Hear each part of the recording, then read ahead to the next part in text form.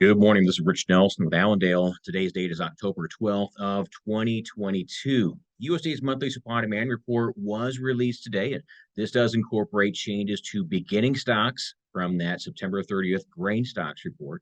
It also includes new production numbers as well as demand here. Now, as far as corn, today's report we considered slightly bearish. Though USDA did drop production, they dropped it from 13.944 to now 13.895. So decline in production with new yields now 171.9. USDA did adjust some of the demand numbers a little more than people expected to see, and that helped to drop ending stocks. Last month, 1.219, now 1.172. Keep in mind the trade estimate was for a steeper drop in stocks to 1.124. So these numbers really does drop the December corn price equivalent to roughly about that 680 to 685 pricing here.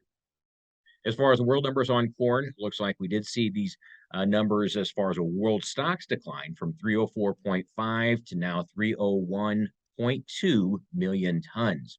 As far as main changes from our competitors, no changes for the South American production numbers, and looks like USDA also left China unchanged on this specific report. Only real change to speak of is a drop for European Union production, 58.8 to now 56.2. Keep in mind the EU itself does have some steeper numbers plugged in. Going over to the soybean balance sheet here, looks like numbers on the U.S. side. We did drop production a little more than expected. Keep in mind the average trade guess was for no change to a slight increase. USDA dropped yields from 50.5 to now 49.8.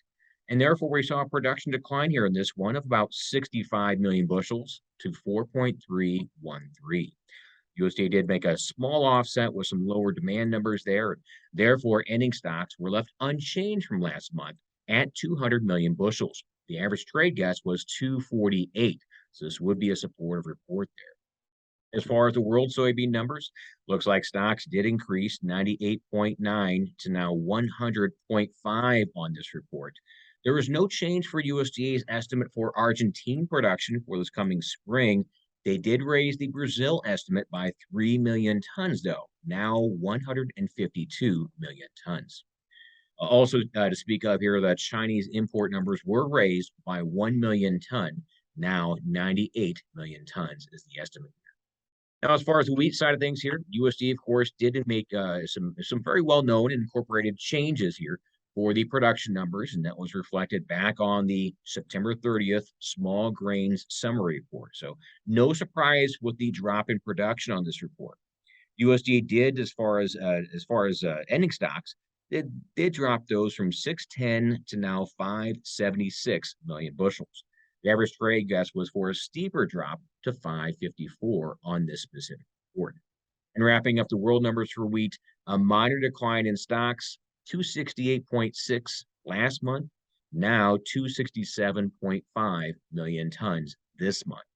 As far as declines, USDA did drop the Argentine production by 1.5 million tons, now is 17.5. As far as the other numbers, I find it interesting. They left Ukraine unchanged at 20.5.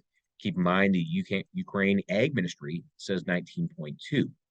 Also confusing. They left the Russia estimate unchanged for production at 91 million tons. Heck, most of the private trade is about 10 million tons over that. So some might argue that needs to be changed in the coming weeks. So overall for this report, looks like the numbers on corn, well, we did see these numbers a little larger than expected for stocks, so still a decline, but not as much as expected. Soybeans were left unchanged at 200 million bushels. Trade expected 248. And as far as the wheat numbers, like we said here, we did see a decline in stocks, 610 to now 576. The trade estimate was 554. Any questions about how to market in this environment, how to trade in this environment? Give Allendale a call, 1-800-262-7538. Thank you.